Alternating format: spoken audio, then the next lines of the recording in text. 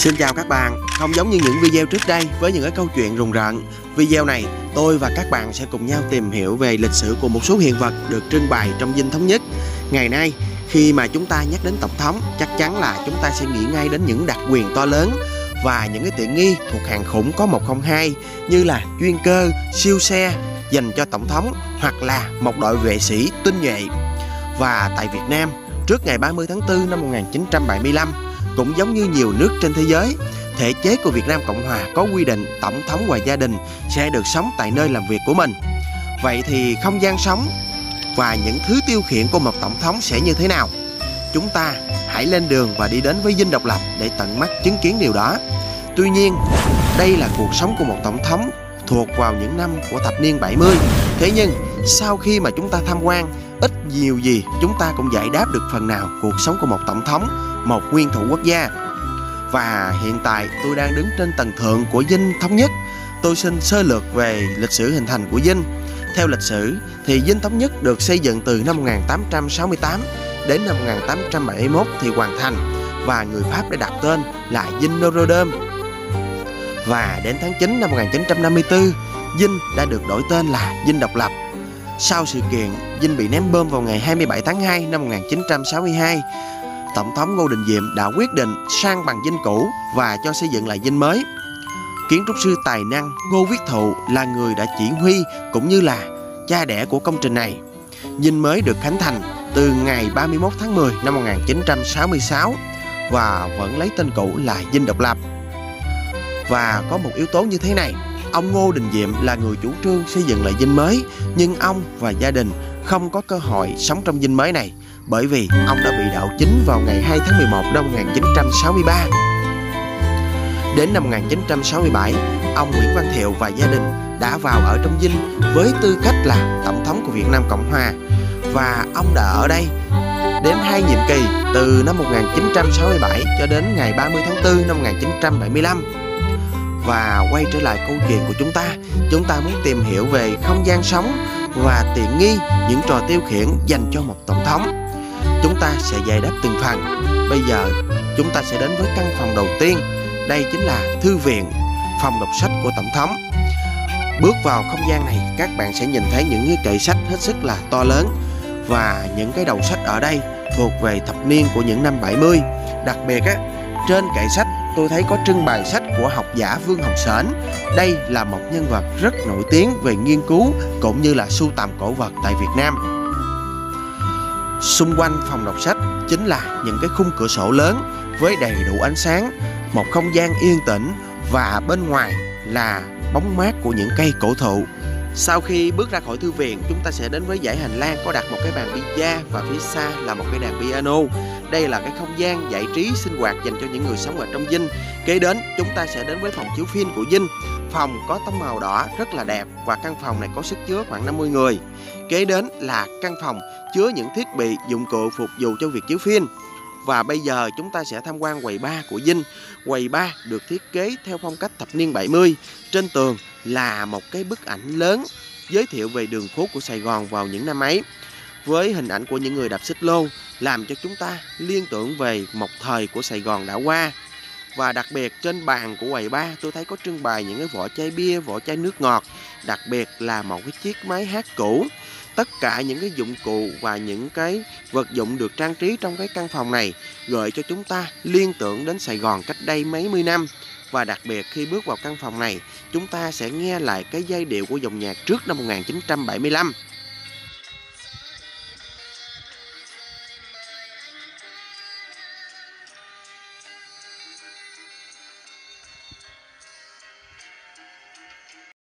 Theo tôi và các bạn sẽ tham quan phòng ngủ của tổng thống và phu nhân của ông. Toàn bộ căn phòng được xây dựng bằng gỗ và màu sắc chủ đạo là màu vàng. Chiếc giường ngủ đặt ở giữa phòng cũng rất là đơn giản, không có nhiều hoa văn.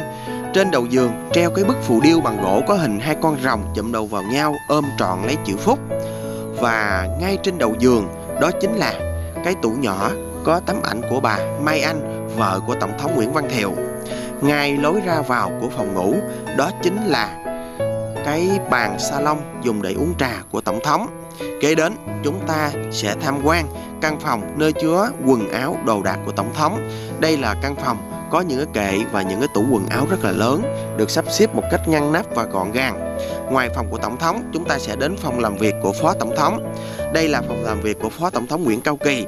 Ông Nguyễn Cao Kỳ rất thích cái bức ảnh của nhiếp ảnh gia Nguyễn Cao Đàm với chủ đề là Cao Nguyên Trung Phần. Bức ảnh này được chụp tại Đà Lạt và ông Nguyễn Cao Kỳ đã cho phóng to cái khổ bức ảnh này tại Nhật Bản và đưa về đây trang trí. Trên bàn là những cái giấy tờ, vật dụng, những hồ sơ và những cái vật dụng cũ của phó tổng thống. Và ngay phòng tiếp khách của phó tổng thống, ông đã treo bức ảnh vợ của ông là bà Đặng Tuyết Mai. Và kế đến chúng ta sẽ ra không gian sinh hoạt của gia đình tổng thống. Đây là một cái hòn non bộ ở khu vực giếng trời. Hòn non bộ này với cây xanh mát được chăm sóc một cách kỹ lưỡng và tiếng suối chảy róc rách trên hòn non bộ rất là thư thái. Trên một bức tường trong không gian này có trang trí và trưng bày những hiện vật, những đồ lưu niệm mà các nơi gửi tặng cho tổng thống. Bây giờ tôi sẽ dừng lại ở đây và sẽ tiến hành quay một số cái hiện vật và một số đồ lưu niệm để chúng ta cùng nhau và tham quan nha các bạn.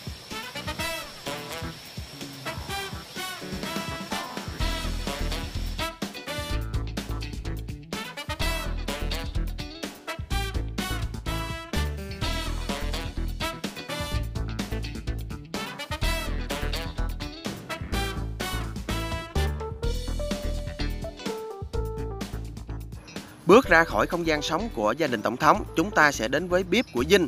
Đây là nơi phục vụ các buổi tiệc chiêu đãi trọng thể và được trang bị hiện đại như là bếp của một khách sạn 5 sao lúc bấy giờ. Các thiết bị đều được làm bằng inox và sản xuất tại Nhật năm 1966. Bếp vừa sử dụng ga, vừa sử dụng điện và khu vực bếp này có kho lạnh riêng để bảo quản thức ăn. Đặc biệt là trang bị đầy đủ hệ thống hút khí và thang máy dùng để vận chuyển thức ăn, thực phẩm lên các tầng. Và một nơi không thể thiếu nữa, và khi tham quan nơi này, đặc biệt là những ai yêu thích xe cổ sẽ hết sức ngạc nhiên. Đây là chiếc Mercedes-Benz 200W110 từng được Tổng thống chính quyền Sài Gòn Nguyễn Văn Thiệu sử dụng, là một trong những hiện vật lịch sử đặc biệt trong Dinh. Đây là mẫu xe hơi cao cấp được sản xuất tại Cộng hòa Liên bang Đức vào cuối thập niên 60. Chiếc xe nằm trong đội xe phục vụ cho Tổng thống Nguyễn Văn Thiệu. Kế bên chiếc xe Mercedes chính là chiếc xe Jeep có biển số 15770. Đây là chiếc xe phục dựng.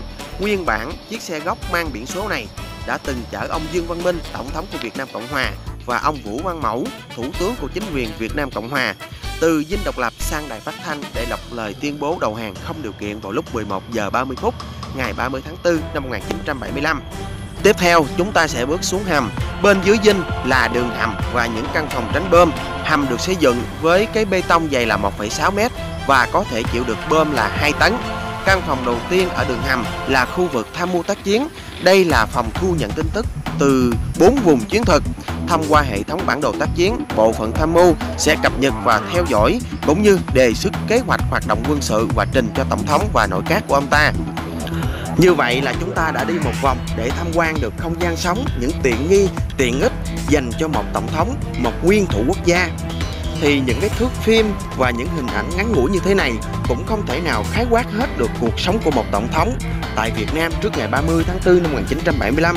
Thế nhưng thông qua những cái chi tiết như thế này, chúng ta có thể giải tỏa được những cái thắc mắc về cuộc sống của một tổng thống, cho dù là tổng thống của những năm thập niên 70 tại Việt Nam.